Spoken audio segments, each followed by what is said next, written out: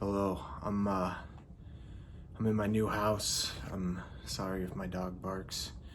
I'm in a Neil Young state of mind today, and if you can guess which one I'm going to talk about, I'll give you three guesses. 1, 2, 3. You're right. It's Harvest. This is Neil Young's. Well, you probably knew that when you clicked on the video, but this is Neil Young's probably his highest selling album. One of my favorites, the one that got me into him. It's got a great picture on the back of him and his band, the Stray Gators, in a barn. Jack Nietzsche on the piano, Ben Keith on the steel. Neil's playing his White Falcon. I don't know the name of the other guys. What was I gonna say? This is a great album. Great album. Fantastic and influential. Oh yeah, the original cover, the vinyl LP, Neil wanted it designed so that it would like biodegrade if you threw it in the trash, which I don't know if it actually does, but it's very cardboardy. So what I have to say about this record, my thoughts on it, my experiences, my impressions, it made a huge mark on me. It was my my junior year of high school when I heard the song Old Man on the radio driving home from school. And I thought, that voice, it's so high and squeaky. I think that's Neil Young, right? Isn't that who that is? I don't know much about Neil Young. So I got on the YouTubes and I remember the chorus, Old Man, take a look at my life, blah, blah, blah.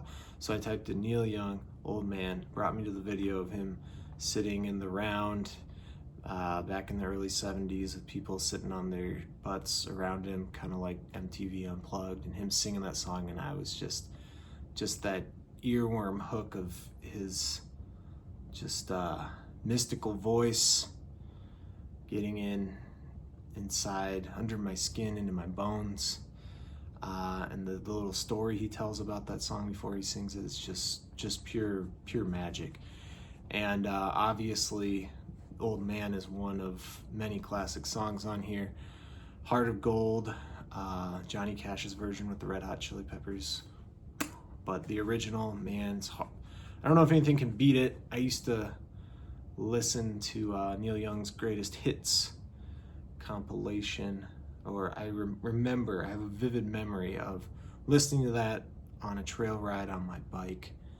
The rain started coming down, just a little light drizzle. It kind of felt nice, and Heart of Gold was in my ears, and it's just recorded so well. Harmonicas, the drums, the stereo placement of everything is interesting, and it's just so mellow but so dark and mystical.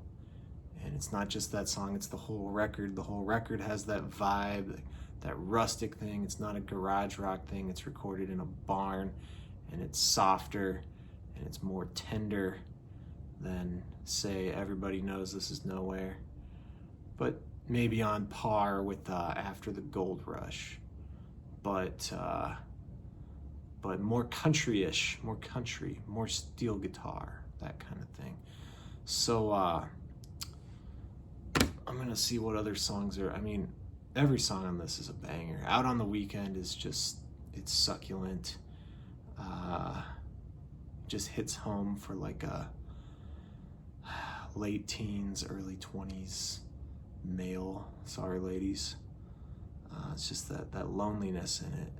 Harvest is similar. Man Needs a Maid is like over dramatic in a really cool way, kind of like romanticizes old Hollywood. That's pretty cool. Are You Ready for the Country? That's a fun song. That's a happier one. I think, did Waylon Jennings do that? I don't remember. There's a World is all orchestral. Alabama, that's pretty cool. That sparked the whole Leonard Skinner feud sort of thing, and then they mentioned him in the song Sweet Home Alabama. Don't need to go into that, don't care. I think they were actually friends. It's just a bunch of rock and roll mythology. I don't care. Oh yeah, The Needle and the Damage Done is the other big one. Dark heroin song about him losing friends in the, I don't know if it was the Sunset Strip or the Laurel Canyon. The guy, Danny Whitten, was that? Yeah, from Crazy Horse, guitar player, had died of a heroin overdose, and Neil was experiencing a lot of that. Words Between the Lines of Age is the last one. It's kind of like There's a World. I think there's timpani and strings and crap. It's cool. I didn't finish my story though, because after I found that on the YouTube, I went into my parents' closet where my dad kept his old records, flipped through them, and sure enough, there was Harvest by Neil Young. And I was intrigued, you know, looking at the pictures and stuff and doing my research. And I think probably, I might be making this memory up, but back in those days, I would wait until I had the house to myself, because it's a big stereo, and also my dad told me not to use his record player because he was afraid that I didn't know how to use it and I would break it, which in hindsight, I was probably, I don't know, tweaking things I shouldn't have been tweaking, because I know more about that stuff now. But I don't think I broke it, but I would listen to those songs, those LPs, and just, I loved it. It was great. I asked one of my teachers at school who really loved music, I said, you ever listen to Neil Young? And he said, oh yeah. And I said, what are like the top 5 Neil Young albums? And he's like, well, there's a lot of Neil Young albums, which there are. So he did give me a list. I think Rust Never Sleeps was on there. I don't know what else he put on there, but everybody's got their own feelings about Neil Young's wide-ranging discography, but very influential, very memorable. I'm sure if you've listened to this album any number of times, you have strong memories and associations with it. Neil Young is one artist who I've seen a lot of big dinosaur classic rock artists in concert who are still alive or were still alive 10 years ago, but I've never seen Neil Young, and I probably never will. I don't think he gets too far away from California. And him and Tom Waits, probably not gonna happen. I should do a Tom Waits video. Neil Young inducted Tom Waits into the Rock and Roll Hall of Fame. Okay, if you watched this, thank you. I've got more coming. I'm gonna do 20 and then I'm gonna retire, I think. Bye-bye.